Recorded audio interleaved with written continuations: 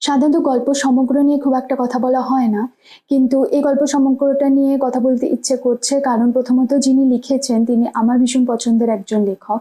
আর দ্বিতীয়ত এটি তার শ্রেষ্ঠ গল্পগুলির একটা নির্বাচিত সংকলন। আমি কথা বলছি মানিক বন্দ্যোপাধ্যায়ের শ্রেষ্ঠ গল্প সমগ্র নিয়ে, যেখানে মোট ৩৩টি বাছাই করা ছোট গল্প রয়েছে।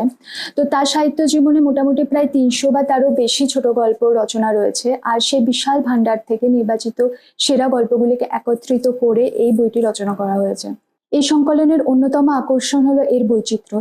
এখানে ভিন্ন সময় পর্বের গল্প রয়েছে, যেমন স্বাধীনতার আগের সময়ের গল্প, আবার স্বাধীনতা পরবর্তী সমাজ ব্যবস্থার গল্প এখানে ফুটে উঠেছে। শুধু একটা নির্দিষ্ট শ্রেণীর মানুষের গল্প নয়, বরং সমাজের নানা স্তরে মানুষের জীবন, তাদের নিত্যদিনের টানাপোড়েন, সুখ দুঃখ সবকিছুর বাস্তব চিত্র ফুটে উঠেছে এই বইটিতে। যেমন এই বইটির প্রথম গল্পটি নেকি, যেটি একটা খুব মিষ্টি প্রেমের গল্প, যা পড়তে পড়তে মনটা বেশ হালকা হয়ে যায়। আবার ঠিক দ্বিতীয় গল্পটি শৈলশীলা, একেবারেই ভিন্ন স্বাদের। এখানে এক অদ্ভুত বিকৃত মানসিকতার মানুষের প্রেম ও তার জটিল মনস্তত্ত্ব তুলে ধরা হয়েছে। এছাড়া প্রাগৈতিহাসিক সরীসৃপ, ছোট বকুলপুরের যাত্রীর মতো অনেক জনপ্রিয় আর খুব ভালো অর্থবহ গল্পের সংকলন রয়েছে এই বইটিতে। সব মিলিয়ে এটি একটি অসাধারণ গল্প সংকলন। আমার মতে সবার একবার অন্তত পড়া উচিত বইটি।